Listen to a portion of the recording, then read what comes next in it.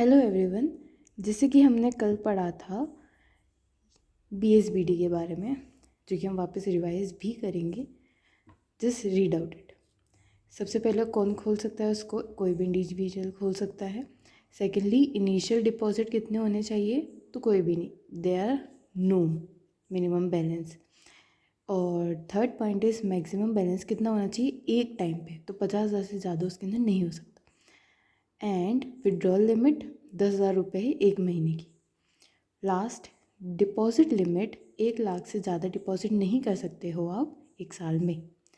और जैसे कि मैंने बताया था कि BSBD और सेविंग अकाउंट में क्या डिफरेंस होता है, तो हम उसकी बात करते हैं। BSBD और सेविंग अकाउंट। BSBD के अंदर मिनिमम बैलेंस रिक्वायर्ड नहीं होता और इसके अंदर होता है अकॉर्डिंग टू द बैंक। मतलब कितना करना है, जैसे 500 लिमिट है या 600 लिमिट है, वो बैंक डिसाइड करेगा, पर लिमिट होती है। Second, withdrawal limit.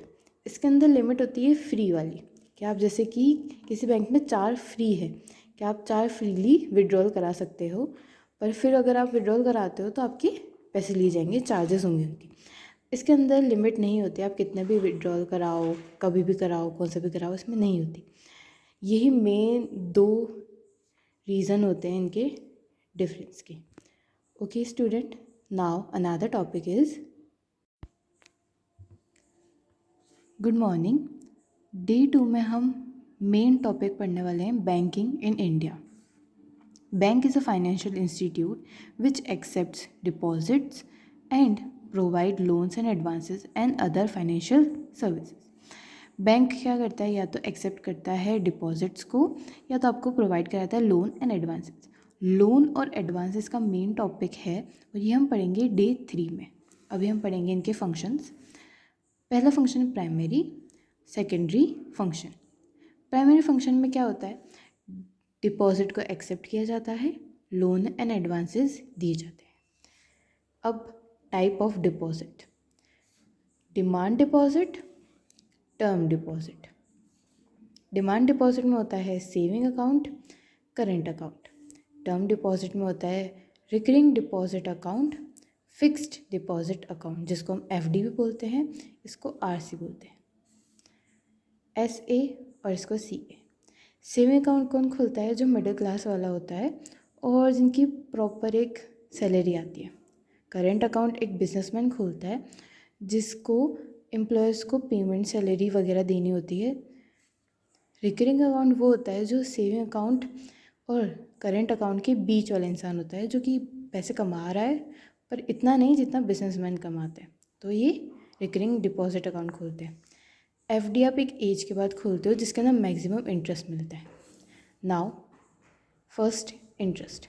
Saving account में मिनिमम इंटरेस्ट मिलता है, करेंट अकाउंट में इंटरेस्ट नहीं मिलता है क्योंकि आप बहुत ज़्यादा पैसे को क्रेडिट करते हो, मतलब एम्प्लॉयज़ को देने के लिए आप बार बार पैसे निकालते रहते हो, तो यहाँ पे इंटरेस्ट नहीं मिलता। रिकरिंग अकाउंट में FD से कम मिलता है पर सेविंग अकाउंट से ज़्यादा इंटरेस्ट मिलता है। टर्म, टर्म मतलब कितने टाइम तक आप इसको खोल सकते हो। यहाँ पे कोई लिमिट नहीं, आप कितने भी टाइम तक खोल सकते हो।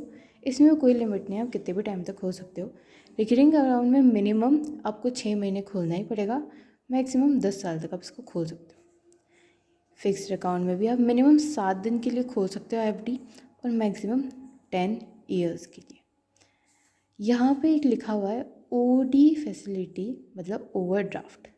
ये हम पढ़ेंगे लोन्स एंड एडवांसेस में, जो कि है डे 3 का, कि है क्या, लोन्स और एडवांसेस होते क्या, और करेंट अकाउंट वाले को ही OD क्यों मिलता है या फिर और किसी को भी मिलता है या नहीं। सो डे 3 में हम पढ़ेंगे डिमांड डिपॉजिट, टर्म डिपॉजिट में डिफरेंस और लोन्स एंड एडवांसेस के बारे में। सो कल मिलते हैं। Thank you.